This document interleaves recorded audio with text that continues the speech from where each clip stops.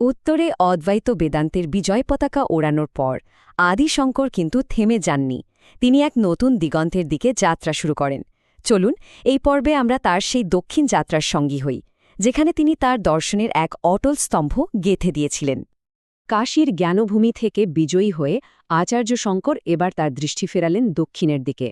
তার সঙ্গে ছিলেন তার সবচেয়ে বিশ্বস্ত শিষ্যরা, আর মনে ছিল এক বিরাট সংকল্প, সনাতন ধর্মের জন্য এক নতুন মজবুত দুর্গ স্থাপন করা।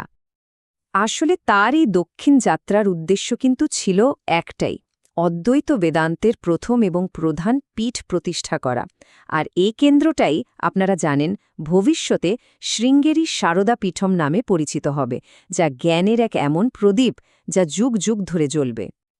তো এই যে এত বড় একটা ঐতিহাসিক যাত্রা, এর শুরুটা কিন্তু হয়েছিল এক অসাধারণ বুদ্ধির লড়াইয়ের পর। চলুন সেই গল্পটা দিয়ে শুরু করা যাক। সেই সময়ের শ্রেষ্ঠ মীমাংসা পণ্ডিত মণ্ডন মিশ্রের সঙ্গে শাস্ত্রার্থে জেতার পরে শঙ্করের দিগ্বিজয় যাত্রা দক্ষিণে মোড় নেয়। শুধু জয়ই নয়, ভাবুন, তিনি তার সবচেয়ে বড় প্রতিপক্ষকেই শিষ্য হিসেবে পেয়েছিলেন। আর এই মণ্ডন মিশ্রই পরে সুরেশ্বরাচার্য নামে পরিচিত হন এবং এই গল্পের এক খুব গুরুত্বপূর্ণ চরিত্র হয়ে ওঠেন। তো এই লম্বা যাত্রাপথে ওনারা প্রথম যেখানে থামলেন, সেই জায়গাটা ছিল শ্রীশৈলম। একাধারে আধ্যাত্মিক শক্তি আর প্রকৃতির সৌন্দর্যে ভরা এক অসাধারণ স্থান। আচার্য আর তার শিষ্যরা অবশেষে পৌঁছালেন শ্রীশৈলমে। দ্বাদশ জ্যোতির্লিঙ্গের অন্যতম ভগবান মল্লিকার্জুন আর অষ্টাদশ শক্তিপীঠের অন্যতম দেবী ভ্রমরাম্বার পবিত্র ধাম। যেন স্বয়ং শিব আর শক্তি মিলে এই জায়গাটাকে আশীর্বাদ করেছেন, যেখানে ধর্ম সবসময় জাগ্রত। শ্রীশৈলমের ওই শান্ত আধ্যাত্মিক পরিবেশে আচার্য কিছুদিন কাটালেন। আর এই সময়েই ওনারই কলম থেকে বেরিয়ে আসে শিবানন্দ লহরীর মতো ভক্তি রসে ভরা সব স্তোত্র। আর ওনার মুখ থেকে ঝরে পড়তে থাকে ব্রহ্মসূত্র আর উপনিষদের গভীর জ্ঞান, যা তার শিষ্যদের আত্মাকে একেবারে আলোয় ভরিয়ে দেয়। শ্রীশৈলম থেকে আধ্যাত্মিক শক্তি নিয়ে যাত্রা আবার শুরু হল।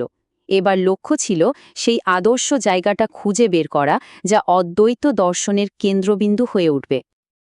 শ্রীশৈলমের তপস্যা শেষ করে আচার্য এবার এগিয়ে চললেন কর্ণাটকের সবুজ উপত্যকার দিকে। ওনার মনে কিন্তু একটাই সংকল্প ছিল, অদ্বৈত বেদান্তের জ্ঞানধারাকে হাজার হাজার বছর ধরে প্রবাহিত রাখার জন্য একটা শক্তিশালী কেন্দ্র স্থাপন করতেই হবে। কিন্তু এত জায়গার মধ্যে ঠিক কোন জায়গাটা হবে সেই বিশেষ স্থান, এর উত্তরটা কিন্তু লুকিয়েছিল প্রকৃতিরই এক আশ্চর্য ইশারার মধ্যে।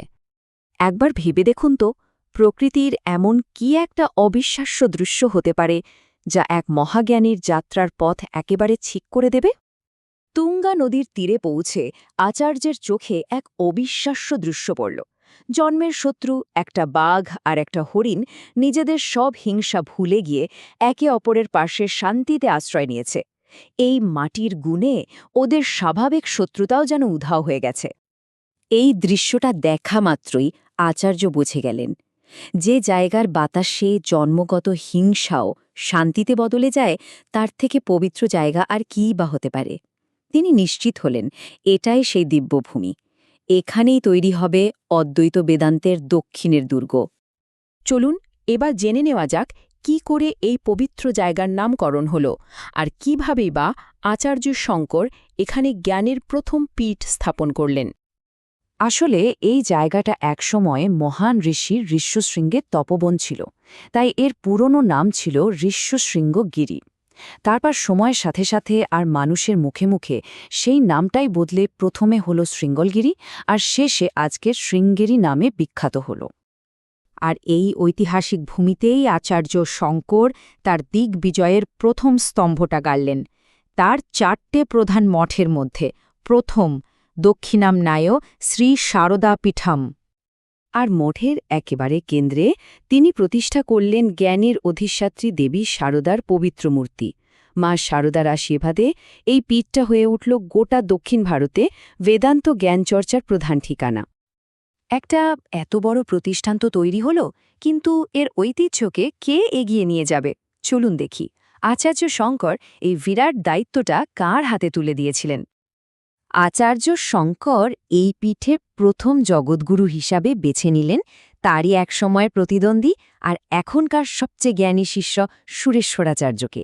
এই ঘটনাটা কিন্তু একটা বিরাট উদাহরণ তৈরি করে দেয়, জ্ঞানের জগতের শত্রুতা নয়, যোগ্যতায় আসল কথা। ভাবুন, আচার্য শঙ্করের পুঁতে যাওয়ার সেই ছোট্ট বীজটা আজ কত বড় একটা গাছে পরিণত হয়েছে। শৃঙ্গেরি সারদা পীঠম গত ১২০০ বছর ধরে একটানা অদ্বৈত বেদান্ত আর বৈদিক সংস্কৃতির আলো ছড়িয়ে চলেছে, যা আচার্য শঙ্করের দূরদৃষ্টির এক জীবন্ত প্রমাণ। আদি শঙ্করের এই অনুপ্রেরণামূলক যাত্রায় আমাদের সাথে থাকার জন্য অনেক ধন্যবাদ। জ্ঞানকোষ একটি বহুভাষিক চ্যানেল। এখানে আমরা ইংরেজি, হিন্দি, মারাঠি, তামিল, বাংলা এবং গুজরাটি ভাষায় আধ্যাত্মিক জ্ঞান পরিবেশন করে থাকি, আর খুব শীঘ্রই আরও অনেক প্রধান ভাষা যুক্ত হতে চলেছে। আমাদের লক্ষ্য হল সনাতন ধর্মের অমূল্য সম্পদকে সহজ, স্পষ্ট আর অর্থপূর্ণভাবে সবার কাছে পৌঁছে দেওয়া।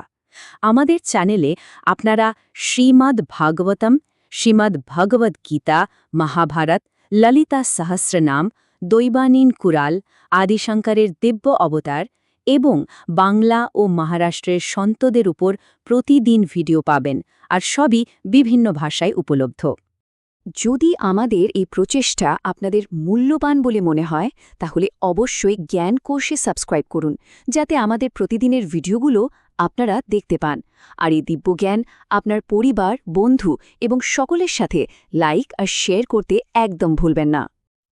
আসুন আমরা সবাই মিলে সনাতন ধর্মের আলোকে চির উজ্জ্বল রাখি।